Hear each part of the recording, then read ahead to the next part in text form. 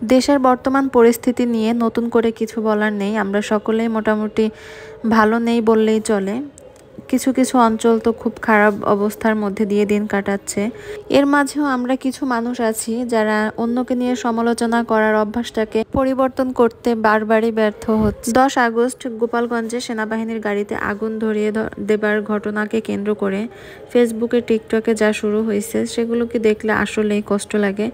আচ্ছা, একটা মানুষ অপরাধ করলে কি তার আশেপাশের সমস্ত মানুষই অপরাধী? তার জেলার প্রতিটা মানুষই কি অপরাধের সাথে জড়িত থাকে, বা পুরো জেলাকে নিয়ে কি গালিগালাজ করা সাজে?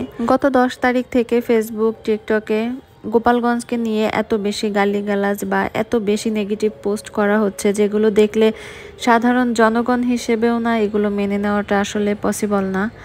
আর গোপালগঞ্জবাসীর কাছে এটা কতটা কষ্টের বা কতটা খারাপ লাগে, এটা আসলে রিয়েলাইজ করানো সম্ভব না কাউকে, যদি না সে নিজ থেকে বুঝতে পারে।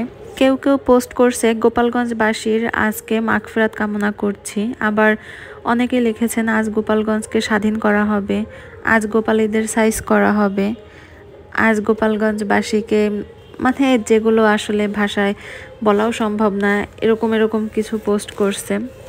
কেন ভাই? গোপালগঞ্জের মানুষ কি আমরা মানুষ না? আর গোপালগঞ্জে সবাই কি অপরাধী? আর হ্যাঁ, গোপালগঞ্জে সবাই অপরাধ করে নাই, আবার সবাই যে ভালো সেটাও না। ভালো খারাপ নিয়েই কিন্তু জেলার মানুষ থাকে এক জায়গায়। আর একটা ফ্যামিলিরও কিন্তু প্রত্যেকটা মানুষ ভালো হয় না, প্রতিটা মানুষও খারাপ হয় না।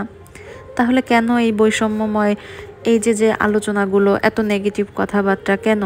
ওদিনের ঘটনায় গোপালগঞ্জ অনেক সেনাবাহিনী আসছে, হ্যাঁ, তবে তারা আমাদের অত্যাচার করার জন্য আসে নাই। সেনাবাহিনী এসে গোপালগঞ্জে সকলের সাথে, অর্থাৎ যত নেতাকর্মী আছে বা এলাকার যত সম্মানীয় ব্যক্তিদের সাথে আলোচনা করে কি করা যায় বা আমাদের জন্য তারা ভালো যেটা সেটাই করছে। আমাদের কিন্তু কোনো প্রকার অত্যাচার বা কোনো খারাপ কিছু করা হয়নি। আর যারা জড়িত ছিল সরাসরিভাবে এই ঘটনার সাথে, তাদের কিন্তু যথাযথ শাস্তির ব্যবস্থাও তারা করছে। তবে ভাই, এই পুরো গোপালগঞ্জবাসী নিয়ে গালাগালি করা বা আমাদেরকে মানে ছোট করতে গিয়ে নিজেদের মানসিকতাকে ছোট করার কি আসলে কোনো প্রয়োজন আছে? আমরা তো বেশ ভালো আছি গোপালগঞ্জবাসী। তাহলে কেন আপনাদের ঘুম হারাম করছেন? আপনারাও শান্তিতে থাকেন না? কি দরকার এসবের?